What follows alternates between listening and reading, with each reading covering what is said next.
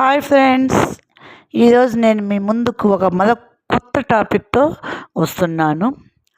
అదేమిటంటే schools don't fail because of teachers.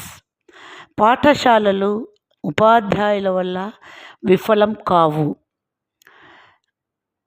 కానీ ప్రస్తుత సమాజంలో టీచర్లు సరిగా పనిచేయకపోవటం వల్ల పాఠశాలలు విఫలమవుతున్నాయి అనే నానుడి ఎక్కువగా ఉంది. కానీ అది చాలా తప్పు.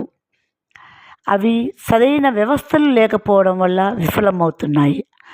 ఒక పాఠశాల నిజంగా అభివృద్ధి సాధించాలనుకుంటే దానికి కేవలం వ్యవస్థలు మాత్రమే అవసరం. అందులో కొన్ని మాత్రం. మొదటిది అకాడమిక్ సిస్టమ్. బోధన మరియు అభ్యాసం సరిగా జరగాలి అంటే స్పష్టంగా నిర్వహించేటటువంటి వ్యవస్థ విద్యా వ్యవస్థ. రెండవది అడ్మినిస్ట్రేటివ్ సిస్టమ్. ప్రతి ఒక్క రోజు పాఠశాల సజావుగా సాగాలి అంటే చూసుకోవలసినటువంటి బాధ్యత పరిపాలనా వ్యవస్థది.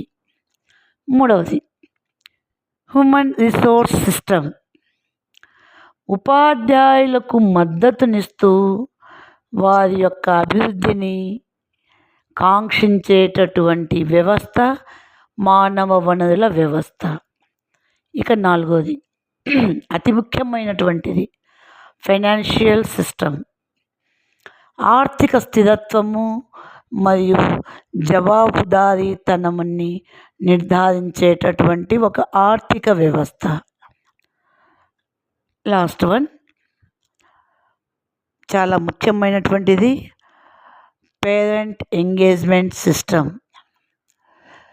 ఒక నమ్మకమైనటువంటి సమాజాన్ని, ఉపాధ్యాయులకు పిల్లలతో సమాజంతో దీర్ఘకాలిక సంబంధాన్ని పెంపొందించేటటువంటి ఇది తల్లిదండ్రుల భాగస్వామ్య వ్యవస్థ. ఈ వ్యవస్థలు లేకపోతే అంత గందరగోళంగా ఉంటుంది. అదే ఇవి గనుక ఉంటే అభివృద్ధి అనేది ఖచ్చితంగా జరిగి తీరుతుంది. Thank you.